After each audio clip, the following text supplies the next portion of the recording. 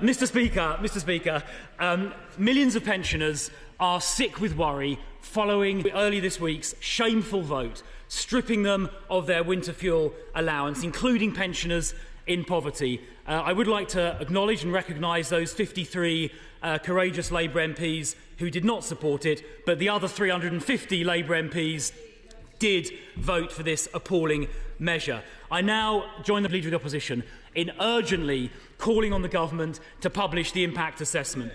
The Prime Minister said on the 8th of July in a speech to the civil service that his government would be, and I quote, open and transparent.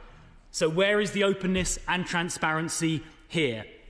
The only impact assessment we've seen is the Labour Party's own impact assessment, suggesting the policy would cause 3,850 deaths. So I call on the Honourable Lady to do the decent thing and publish that impact assessment.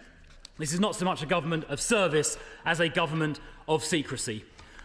Mr. Speaker, I also call for an urgent debate on the management of the early release scheme for prisoners. Now, the Justice Secretary came to this House on the 25th of July and told us and promised us that the worst violent and sexual offenders would be excluded. I'm quoting her words directly. And she also promised that domestic abuse offenders would be excluded as well. And I'm sorry to say to the House, that is not what has happened.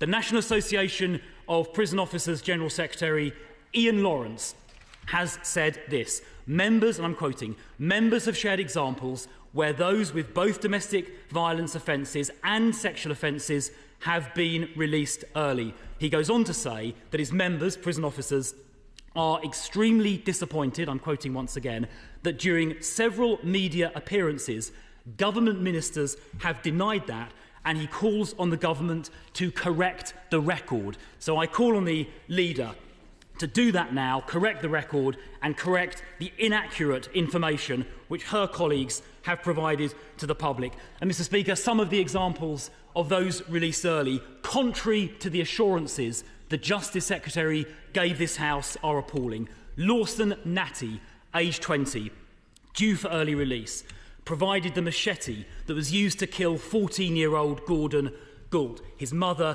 describes herself as sickened by this early release.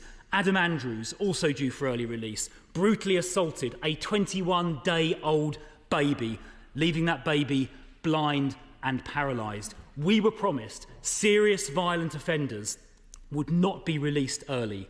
That promise, Mr. Speaker, appears to be broken. Not a government of service, a government of shameful incompetence. So, Mr. Speaker, it's been 70 days since the election.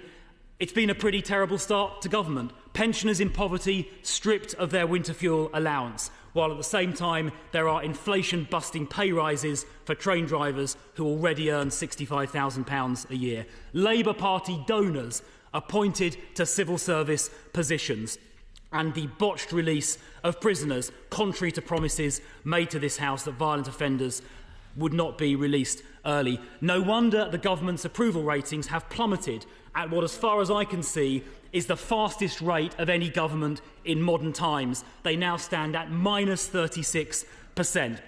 But don't worry, the government do have one new supporter. Mr. Jaba Benaluma says he will now be a lifelong Labour voter. The only problem is he is a convicted drug dealer who is very happy at his early release. Not so much a government of service as a government for their donors, for their trade union paymasters, and for violent criminals who they promised would not be released early, but in fact they did so.